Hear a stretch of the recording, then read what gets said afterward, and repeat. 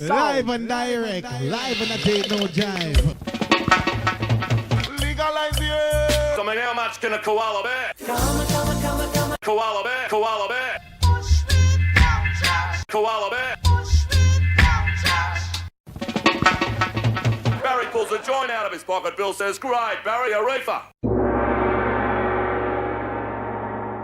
Welcome back to another episode of the Koala podcast, and another in our series of presentations from the event that we held at Sydney Law School on the 21st of November, discussing issues with regard to Australian regulations, cannabis, and a sort of more global outlook, and the UN.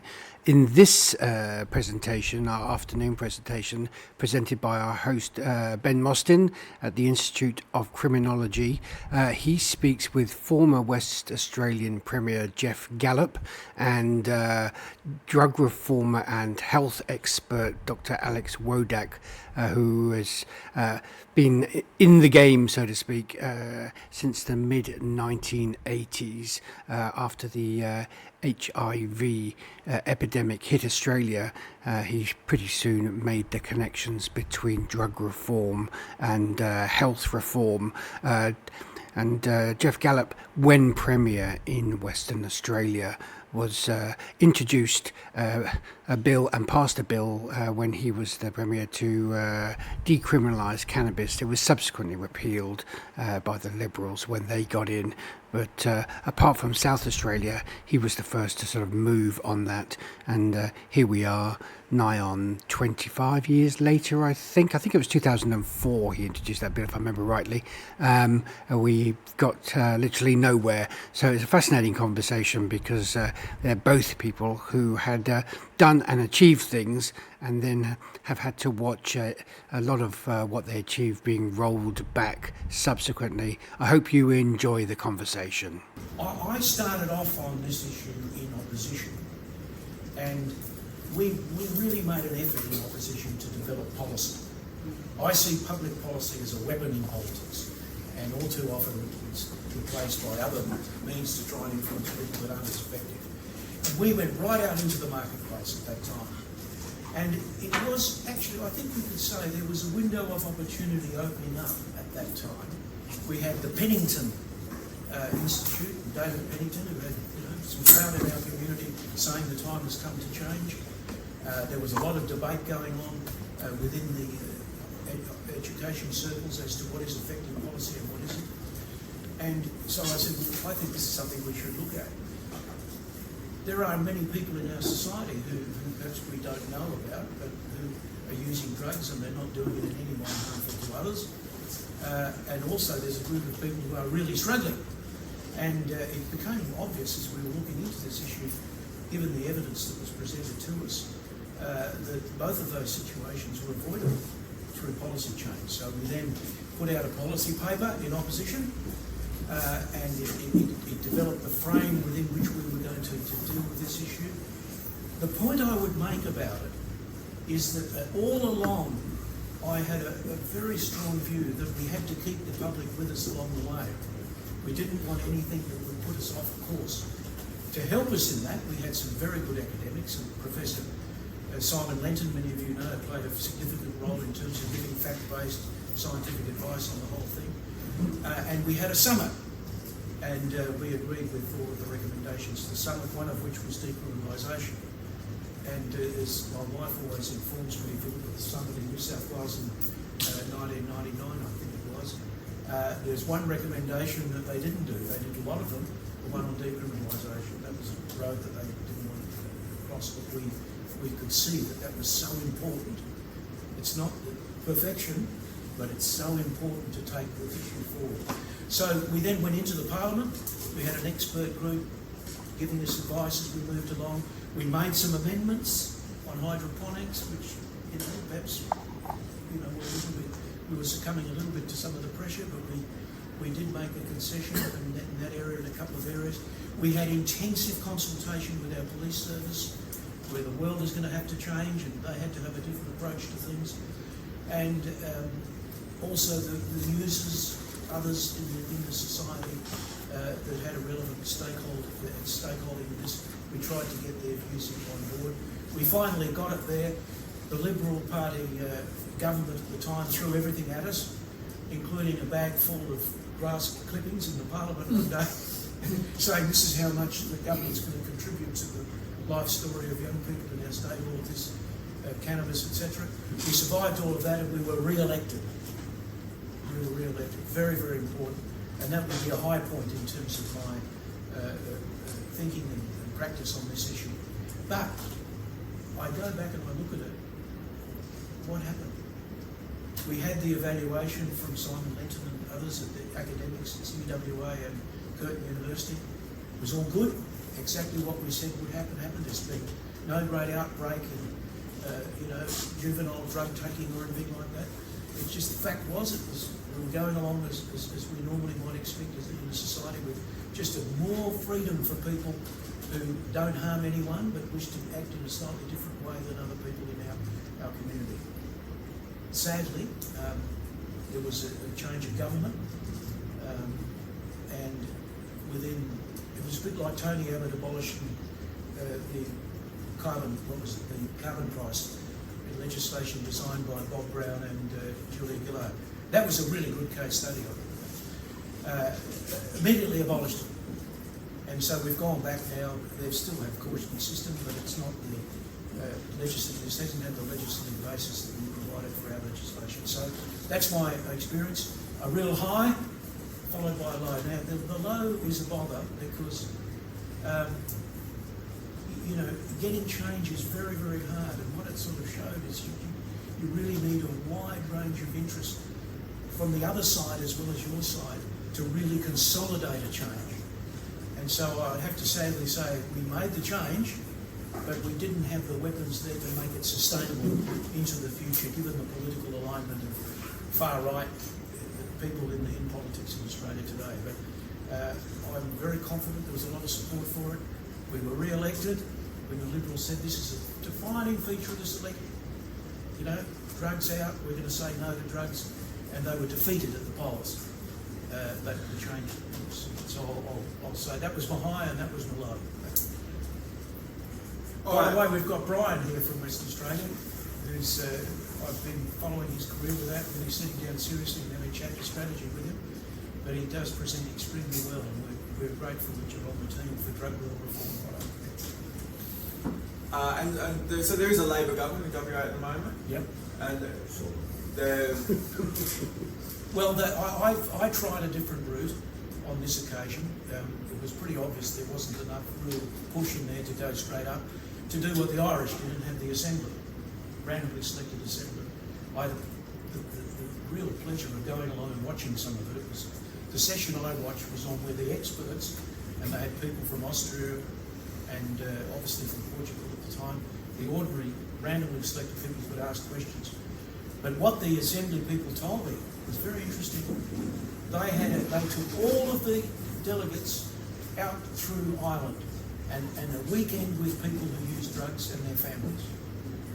Very, very effective method of getting across information as opposed to the normal ways in which we do it. And a lot of the delegates came back and had changed their mind to the effect that this had to be done, and they could see the pain and suffering for some people, and they'd seen obviously from others, the stupidity of it when there were no harm involved, but they were being used their sort of human rights to use cannabis. all right, Alex, do you want to give us a quick history of your experience with successful drug law reform? Sure. Understand.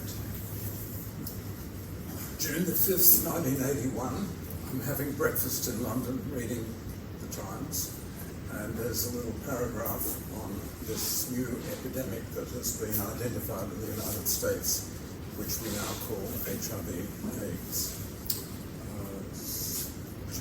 July the 1st, 1982, I start work at St Vincent's Hospital in Sydney, and at that stage there were no cases of that condition known in Australia. But soon this epidemic just swept the nation, and the eastern Sydney, the area around St Vincent's Hospital where I was working, was the national epicenter of HIV, with 3 groups clearly at highest risk and the rest of the population at much lower risk. And of course, men who had sex with men and women who bought and sold sex, and also people who injected drugs were at highest risk.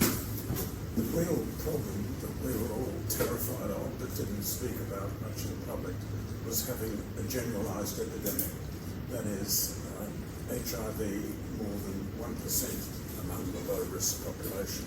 Bad enough that these 3 high-risk groups were exposed to such terrible risk for infection, which we at that stage didn't know how to prevent, didn't know how to treat. And a lot of young people had agonising deaths early on.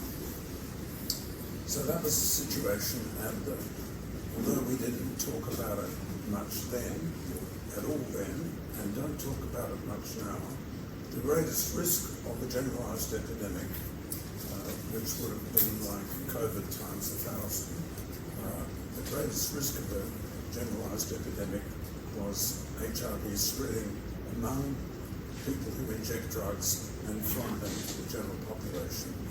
And stopping that would have been disastrous. Very, very difficult. It happened in at least a dozen countries around the world. So people pointed their fingers at me because of my area of clinical responsibility and the geography of where I was working, and said, sort it out, tell us what we should do, and tell us whatever you like. And I looked at the gay population around me, and they had dropped all their marriage equality organisations and transformed them overnight into HIV prevention and care and support organisations. And any leader of such an organisation who wasn't working 26 hours a day, 8 days a week, was found in a ditch the next morning with his throat cut. They were ruthless, determined, focused, so impressive. And I thought, this is what we need from people who inject drugs, and somehow we've got to conjure that. So I realised I had to work with people who injected drugs very, very closely, and I did. And I learned a lot from them. And I learned that what I was being told in the health department was often crap. I can give examples and explain that, but you probably will accept that. So I realised fairly soon that we had to start handing out clean needles and syringes, sterile injecting equipment, and take used equipment back, and that we had to expand and liberalise the methadone program. We had no research to evaluate that, but that was obviously what we had to do. We had to get the message out about what risks people who injected drugs were exposed to, and we had to do that using street language, not university language, and we had to help people who use drugs organise themselves. So that was the plan that evolved, and it evolved largely from meetings that healthcare professionals like me had with people who injected drugs. We formed an organisation which was called ADIC, AIDS Drugs Information Collective. The name was given to us by a policeman, the late Frank Hansen.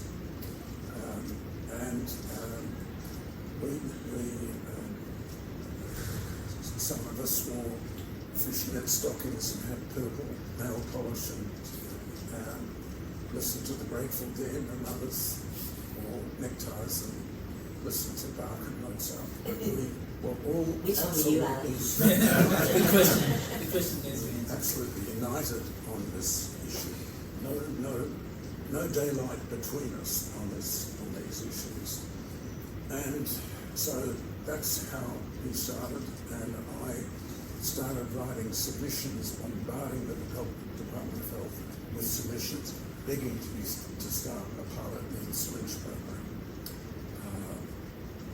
Grace Sadler, who then went on to work in the health department, was one day given a job some years later of cleaning up a cupboard, and he found, I'm ashamed to say, 13 submissions by me begging to get permission to start a needle syringe program. The problem was the Drugs Misuse and Trafficking Act 1985, which clearly this was going to breach.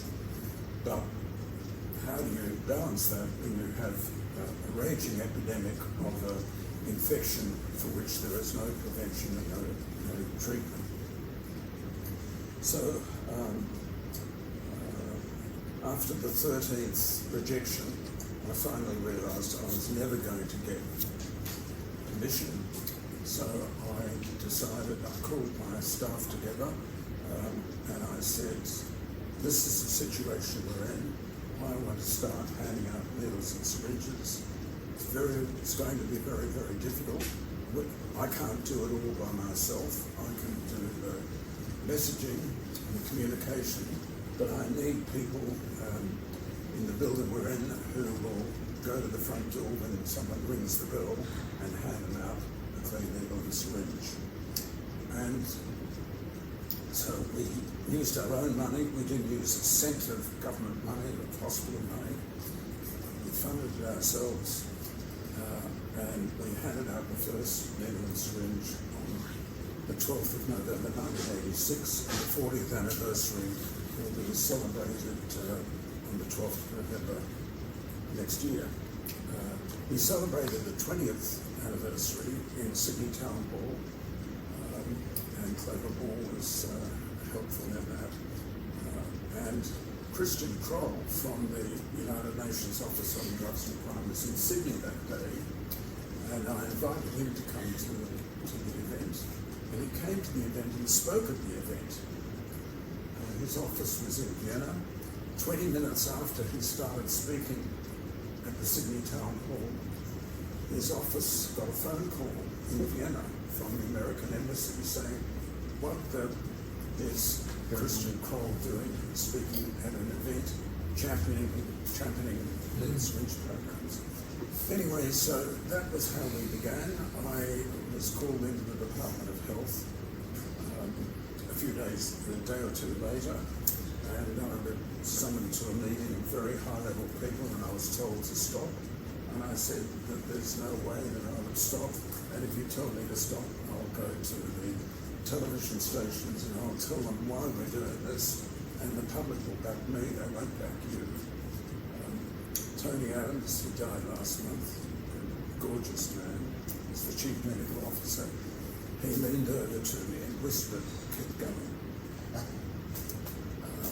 Beautiful man. So we do keep going. Now, St Vincent's Hospital is a Catholic hospital, public hospital, university hospital, and they were really incredibly good to me. I still don't understand why, but they were, so they tolerated all of this. Then there was a whole period after that of evaluations. Now, we had done some studies before this, and we did studies on needles and syringes that came back to us, and we showed that the levels, very crude testing, but the level of HIV positivity was increasing. We had also done a study together with the late David Cooper of just over 100 people who were involved in drug treatment in Sydney, and there were 7 people who were HIV positive very early on. This would have been already in 85 or 86. So before we started the needle syringe program, 7 people were positive. 4 of those had only injected and shared needles and syringes, and 3 others had done that and also had sex with other people, unprotected sex with other people. One of the people was positive was an American who'd been in Australia for 20 years. So that doing that study really showed that we couldn't wait. And one of the lessons I learned from this was even in those circumstances where the imperative was so clear to start doing things quickly, the government was reluctant. It's a Labor government, as it happened.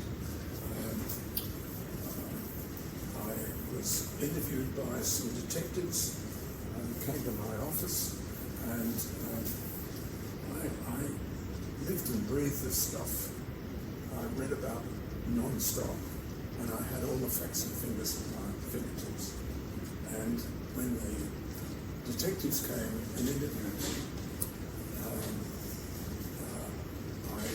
I told them what the HIV prevalence was in people who inject drugs in Connecticut and then Ohio and then New York and then Milan. I gave them the whole stuff, and the story was just so compelling. At the end of the 45 minutes or so, the chief detective said to me, "We are not going to charge you. In fact, we didn't want to interview you, but the minister insisted we interview you," which I thought was interesting. This idea that police are meant to be operational, ministers stay out of it. Anyway, that's what they said. So once he had told me that, I knew that we had won. So the next step was that the government changed. That was November the 12th. I think the government changed policy and had legislation through maybe the next month, and they began in pharmacies, which was the wrong place to start. Anyway, that's where they began. Within a month or two after, in the new year, they started serious needle syringe programs. Now, this has been evaluated again and again and again, and the evaluation shows, and this was a study that was commissioned by the Commonwealth Department of Health in 2010 and looked at the first decade of this century, 2000 to 2009. And the basic figure is that for every dollar Australia spent on needle syringe programs, there was a $28 saving. And what staggers me is, it was always obvious that we were going to have a very positive evaluation, and it was going to be a huge figure, but I didn't ever think it would be as much as that. And this was a combination of savings in healthcare costs and also the benefit of people who would go back into the workforce and become employed and pay taxes. So it was an umbrella figure. Now, Alex, can I just jump in there? Because there's also been a study done on how many lives were saved. Yes. Well, they didn't do that. They did how many hepatitis C and HIV infections were prevented. They did that. And there were 30,000 HIV infections and 100,000 hepatitis C infections. There's not quite those figures, but close enough. So that was over the 10-year period. So a massive saving, and of course, huge saving in hospital beds and all the rest of it. And huge benefit to the community. But what got me, and that's relevant to this meeting today, is that really taught me that what the resistance is to any kind of drug reform. So I hadn't really thought a little bit about it at that stage. So the next year, 1987, I went public on cannabis law reform and the need for it, because it was obvious to me that we would be much better off with a bias towards regulation rather than a bias towards prohibition.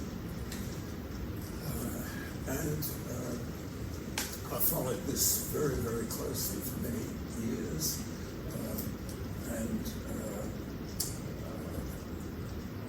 I think there are two other things I want to say. One is that I get great hope from what happened in Australia with the decriminalisation of homosexuality, which began in South Australia in 1975 after a law lecturer was drowned in the River Torrens by police, and what Premier John Dunstan did, and how that then, and the lesson from that was first to trickle and a flood.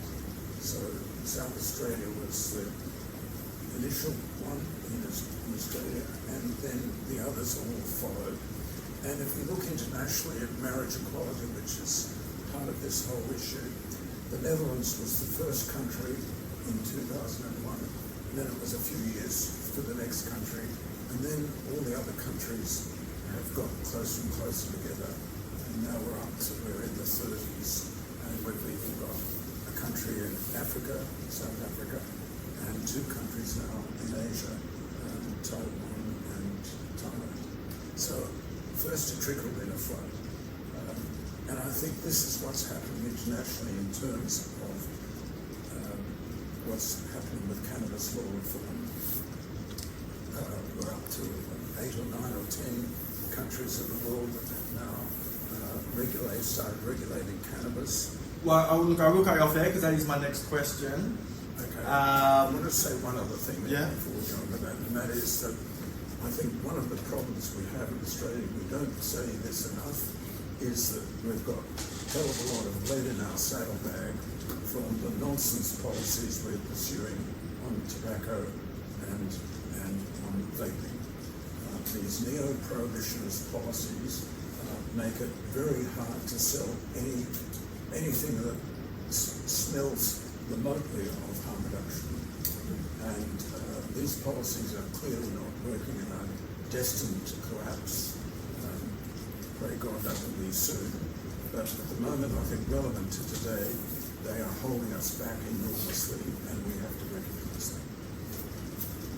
All right, thank you very much for that. So the takeaway is that you had to break the law, and then you ended up saving thousands of lives and saving the government a lot of money. So it's an example of how breaking the law can lead to good outcomes. Then you talked about cannabis regulation, and you said sort of 88, I think you mentioned, is when you started talking about cannabis regulation, following on from syringe exchange and the HIV. My PhD was on 1980s drug policy. I got a lot of government documents, and I know that the federal Labor government in the 1980s was seriously trying to introduce a policy of just a $500 fine for cannabis possession. So it's very depressing for me that 40 years later, we still can't get a national Labor government to decriminalise cannabis. We've got Labor governments in basically every state and territory, and I don't think any of them have recently fully decriminalised cannabis. New South Wales, we don't look like we're going to fully decriminalise cannabis anytime soon. But then, so I think that's the negative, that we've been fighting this for over 40 years, 50 years now, and it feels like in Australia we haven't made a huge amount of progress. But then I guess if you use gay marriage as an example, another battle that went for 40 or 50 years, that has been now successful in Australia. It does happen, and as you said, when they decriminalised homosexuality, it also happened quite quickly.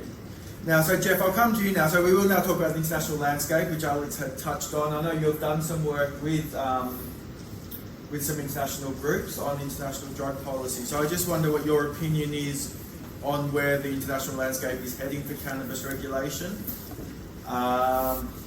and what you think the UN will do. We've talked a bit about the UN, the importance of the UN. Are more and more countries going to fully regulate recreational cannabis, and do you think the UN will be getting the phone calls in Vienna, or do you think the UN will kind of stand by and let it go?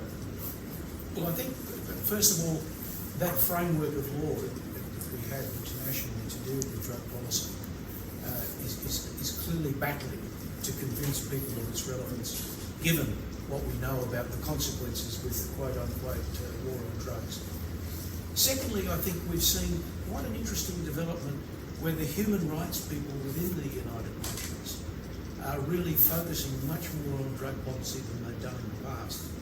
The UN Commissioner Volker Turk, for example, speaks frequently about this issue that the International Covenant of Human Rights lined up with how we actually deal with drug policy is there's a massive inconsistency there. And so, as the Australian ambassador to the UN once said to me, he said, you've got to realise one thing, it's extremely hard to change anything at the United Nations given the structures of power and veto systems and alliances, etc. that are formed. But there is a development now that's interesting, initiated by Colombia, and some people have went to that conference recently, was talking about it earlier today, where it's an interesting attempt at politics at the UN level, but I'll just read the resolution's focus is on, quote, now I'm quoting, enhancing the implementation of the obligations of the Single Convention on Narcotic Drugs of 1961 and other relevant international instruments. So you'll see there's two interpretations you could put on that. One is that it's working within the current framework, and really those who want radical change, that's not going to give it to you. On the other hand, those who might say, well, a serious look at the implementation of these things has to go to the human rights side, has to go to all of those negatives that occur as a result of the quote-unquote war on drugs. But Colombia got it up, and they got it up with a significant majority. I think there are only three countries, Argentina, USA and China, was it? China? Or Russia. Russia. The only three that voted were a couple of us. Strong vote from people saying, look, this is not working. This is not working. Now, how that committee will work, that expert panel will work its way. We've had an interesting contribution this morning on the question of consultation with wide groups. Will there be a proper process in it? The material we've got from the actual resolution itself is that they're required to do a consultation, and I think it's for civil society groups and others to make sure that it's properly, as Alex was saying, I think very interestingly there, how he learnt a lot from the people who lived experience, and there's no doubt that that does help enormously. So there is movement, there is a resolution that's going to follow through. The Global Commission on Drug Policy, of which I'm a member of, finding very stimulating and important work. Two of their people will be on the expert panel. One of them is Adiba, who you will probably know from Malaysia, who's doing some great work in Malaysia. You know, they're moving on the death penalty there, which is an incredible breakthrough. And Pavel, you know Pavel from yeah. So, you know, we know now that these people are going to be there, so they'll certainly wave the flag. So I think, I'm sure we would have to say that these conventions haven't really stopped a lot of change that we've seen, a lot of changes that we've seen. And there's been various arguments put forward to try and move around those conventions. One of the ones that I found very interesting was South Africa, where I think the Rastafarians took up the issue on the basis of their really strong Bill of Rights, very strong Bill of Rights in South Africa, that people should, on a privacy basis, be able to smoke in the... It's defining privacy. That's right. That's what it is. And a very clever way, and much to the chagrin of many in the government, they won. They're just pretending it's not happening. That's right. And they have to follow up. You know, it's required. So there are things happening there. As I said, you probably wouldn't conclude now that they have to be necessarily got rid of to get reform. The reform that's blocked by the international conventions is in the head of people. That's where it is. It's in the head of people. They say there's all sorts of opposition to it. I just have to think of my own experience. I just cannot remember any serious... There was opposition, but it was pathetic. You knew that you were right with history. Anyway, international, keep a watch on it. I think it's going to be a very interesting space to watch. Can I ask a question about that? Can you keep the same people and change what's inside their heads? Or do you have to put new heads there who are a little bit more open to ideas? Well, or a combination of both? In this field, I think you've got to always have hope. Yeah. You've always got to be positive. You know, you might be negative in terms of framing your context of what you have to be positive. So I just think... Is it best to be a little naive as well? What do you think, David? Well, I think there's definitely momentum building, and I think the decision in 2019 to have a unified policy within the UN system, a policy of decriminalisation, that's never going to be walked back. And for many, many years, really from 1909, the Shanghai meeting, up until 1988, the ratchet could only move in one direction towards prohibition. Now the ratchet is moving in the opposite direction and can only move in the opposite direction for the time being. And I think it's been very clear from the C&D meetings that the Vienna consensus is over. So we're in a much more fluid environment, and we're helped.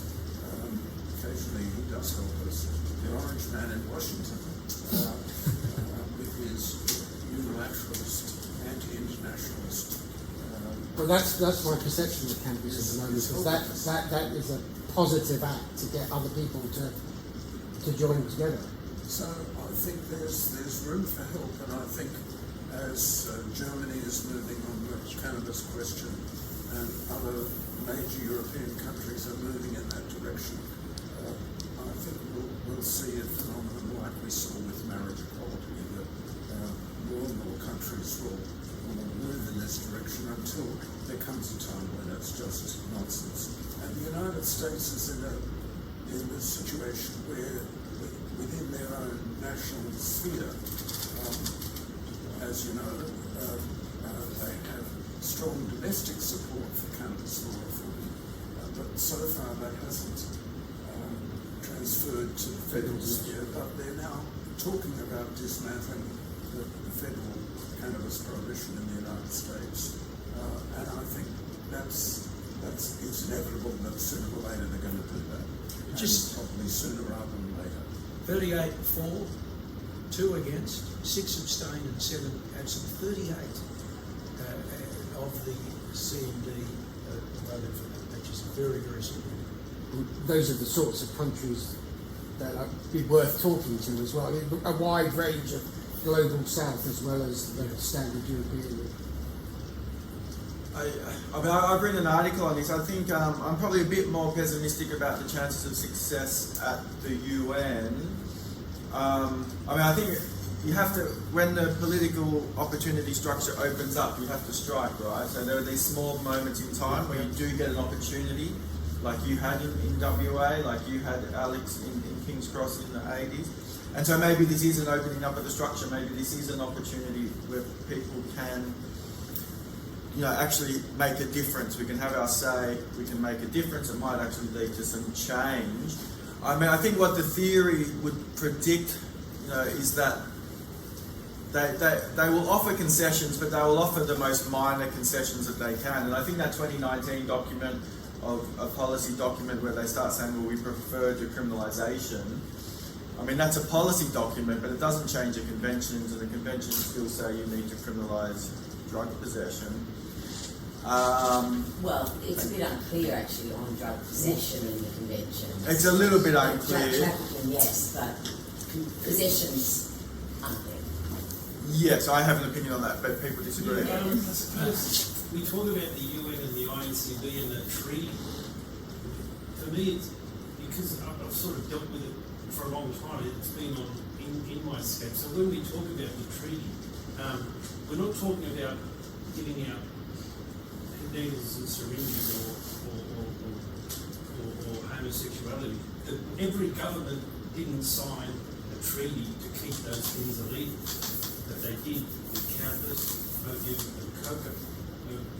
The extension of that is the reason, partly I suppose, the reason why these governments, every government signed up to these treaties. It was a deal. It was a deal with Big Pharma. It was a deal that gave opium, coca and cannabis to 8 companies. This is what we're really, really, really talking about, guys. This is the threats that do come when a government wants to, when we say they didn't want to do it. there's people, you talk about politicians, the police come and go. There's a bunch of public servants who get paid much more than the ministers that they serve, but the minister will listen to those people for various reasons. So how do we, because, and there's two things we're talking about. The drug policies are one thing, this is a medical thing. So we're talking about how does the industry understand that situation and then transpose it onto what's going in here. So the government here, I think, recognised that at some point that cannabis was never going to be pharmaceuticalised. It's not a conventional medicine. So they changed laws to say that, they reworked the matrix of the UN drug treaty. So this government, this industry, this medical cannabis industry in Australia should be very powerful. The government changed laws in its favour and to be able to stare down ODC and TGA and AMA, the government. So, and these organisations were around. I'm sort of rambling a bit, but these organisations were around when they put out the 2016 when they put out the medical cannabis.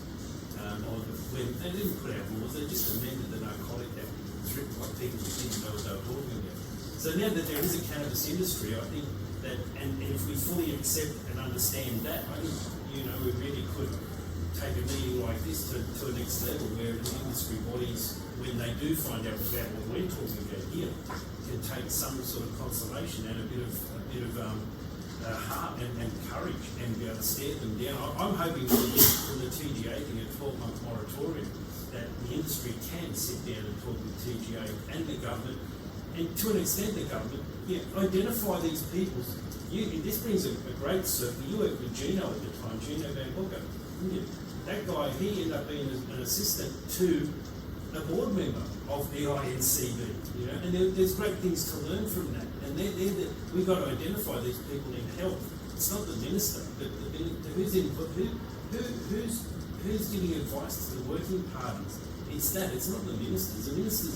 The minute I tell you, and again, just getting back to saliva test, it wasn't ministers that sat around and said we're going to do saliva test. It's these other people we've got to identify and talk to them, bring them out. I have something to add to that, but we've got a hand up, so we'll come to the hand first. Yes, I've got a legal question here, and it's an opinion. Our international laws for cannabis are based on the fact that they've described it as a narcotic. Now, if I was to have an international law, for example, saying that black people are offspring of Cain and Abel, and therefore they're criminals, international criminals, and they're not going to have a partner in society because they're of the wrong skin colour. And all our laws are predicated upon the fact that we can make black people guilty for all these crimes. That would be in law that must be changed because it's based on a false premise. What is the actual international situation if we've actually got our international laws and regulations based on a lie, a fundamental lie? Is that actually still legal? Look, it's a very interesting question. I mean, because part of the definitions in the conventions are that these drugs, are addictive and have no medical value. But we now know cannabis does have medical value, so it doesn't really meet the definition. We know that opioids have medical value. Whether or not cannabis is addictive. They talk about from a lawful source. So whether it's the coca or the opium, it comes from a lawful source. The owner of cannabis was Monsanto for 45 years. Bayer owned, internationally recognised. I think there was the Canadian report more recently said that all that clinical trial stuff going on in Canada would never be, legitimised basically. So there's been litigation in America as well around the FDA definition of MDMA, where the original definition once again said it had no medical value, and then people were like, well, that's clearly wrong. There is medical value to MDMA. So there has been litigation around it. I think the short answer is that legislation can say whatever it wants, and legislation can make up fictions, it can make up facts. That's really not that unusual. So legislation says what it says. Can I ask a sort of more broader, conceptual question? At the international level, we talked about over a period of decades there was this ratcheting effect, using your words, Alex, where global drug policy seemed to only move towards prohibition. And at some point that changed, and we're now experiencing the inverse, and it seems like globally we're only moving incrementally, step by step, away from prohibition. What would it take for that to change again? what are the forces behind that transition? To change right back to prohibitionism? Yeah. Or to- The one interesting, obviously, if you go to the USA, it's a fascinating issue because one of the drivers in the USA seems to be their libertarian tradition. And we don't really have that here as a sort of, as many have said in the economic history of Australia, you know, set up a problem, get a bureaucracy to run it. You know, we're very much inclined in that direction. Whereas in the US there isn't. And this is why it makes even people like Trump a little bit. He hasn't really embraced this issue, gone out there, and, you know, as he is for some others. But because of his Christian radical background, not his background, but the background of his movement, MAGA, you know, he's I've just lost the train there for a second. Well, can I clarify that, because like I get where you're coming from, and that's a good point well made. But you know, America has had a libertarian streak for some time, which has been around both during the period of increasing prohibition and the period of increasing liberalism when it comes to drug policy. So, and you know, so I wonder if that is, you know, what else might be going on. Well, what could happen is the far right could really embrace say no to drugs. They could. Then you'd have to argue, well, why would they, and to what extent are they inclined to do that? Yeah. I mean, clearly, there is a section of that MAGA that is keen to do it. There's a battle at the moment because there's if you follow it daily, there's a sort of slight steering back to the old war on drugs. They're very specific. It's cocaine this week because they hate Venezuela. But there's those two, and they're fighting. The GOP are fighting that battle at the moment on a daily basis, and they don't know what the answer is because there's also all this other stuff happening around. So the easy solution has been that you know, let's be a bit nasty with hemp for human consumption and give ourselves a 12-month window to argue that amongst ourselves. I think that's what's happening at the moment. I think part of the answer to Reese's very important question is it's already happened. Oregon is a case where drug law reform was reversed on grounds that are clearly spurious. It should never have been reversed. But anyway, it did happen. I want to just say two quick things. One is I'm very much influenced by a quote from Herb Stein, who was one of President Richard Nixon's economic advisors, and this quote is often used by many people, that things that can't go on forever don't. And I think this is one of those issues that can't go on forever. It has so obviously failed, and the unintended negative consequences have been so serious. Now, we're lucky in a country like Australia. If you really want to see the unintended negative consequences, go to one of the grower countries, producer countries, or one of the transit countries, Bolivia, Colombia, Peru, Mexico, Pakistan, Afghanistan. Those countries are destroyed by these policies. That really can't go on forever. The second comment I wanted to make is that there was a really interesting paper written by a guy called Thomas Zabrowski, a Czech man, spelled with a Z, and he unfortunately died about 5 years ago. He was very involved in the kind of interface between academia and political life in the Czech Republic. And he, at a stage when drug policy and politics in Czechia was very fluid and was going backwards and forwards, he managed to persuade some politicians to say what the objectives of the policy was going to be when there was going to be a change. And he got them to agree to 5 hypotheses which were tested. They were quantified. And then when the policy changed, he waited for 3 or 5 years and he evaluated the outcome. And he's published a paper. The paper's has some problems with it, but it might be hard to find. But I think the idea is really important, and I think not just on this issue, but also on this issue, we should be doing the same.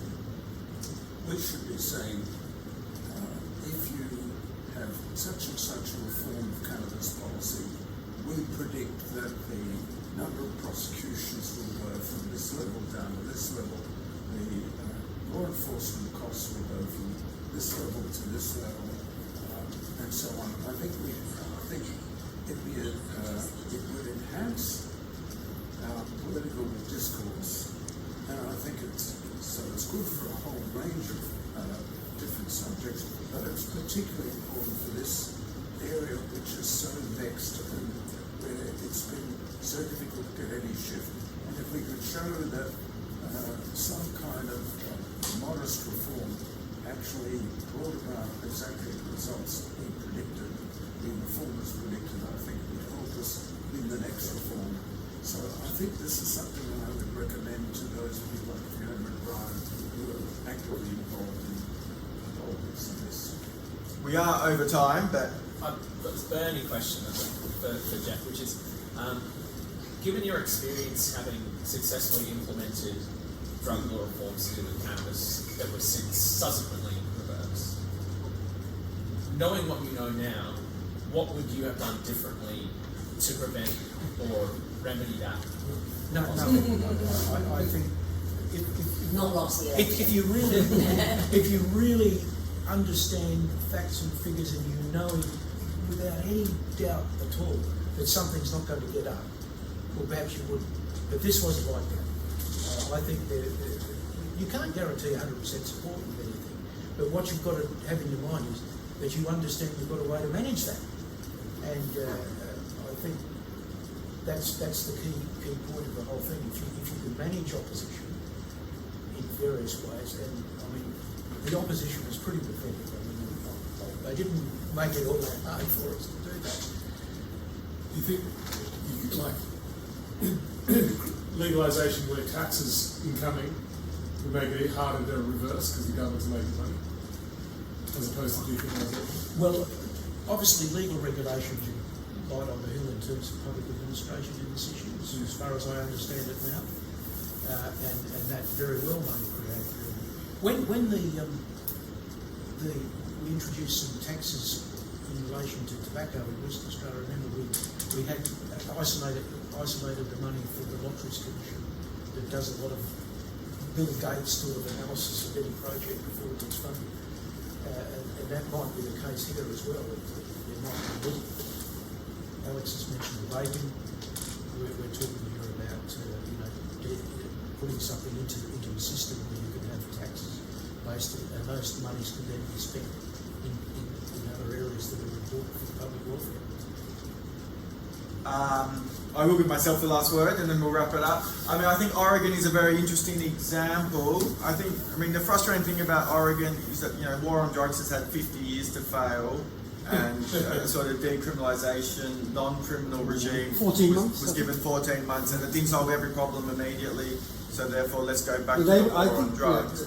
They wanted to, the pressure on them from other states and Washington was just so heavy. But it became pretty unpopular too, right, as well. It lost the middle of town was, I used to live there, the middle of town was a mess. And it was also probably, I would say, not normative policy. I mean, they didn't have supervised injection, they were just letting people do it on the street. They didn't get a chance to really invest in treatment and stuff. So having lived there, it's also interesting to note that it was exactly like that before. The whole place looked like a Steinbeck camp out of when I used to drive my kid to school there, that's what it looked like before, and that's what it looked like during, and that's what it looked like afterwards. And a lot of it is down to Californian policy to shove homeless people out of California. So a lot of it wasn't down to the drugs, it's policy from other states, and people in Oregon just happen to like people more and will let them camp on the street. And lack of a proper welfare system in America and all kinds of things. All right, look, thank you very much to my panel members.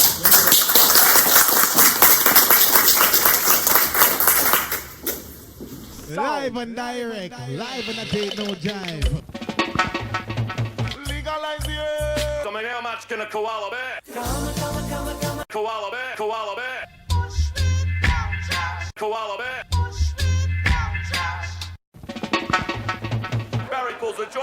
pocket. Bill says, great, Barry, a reefer.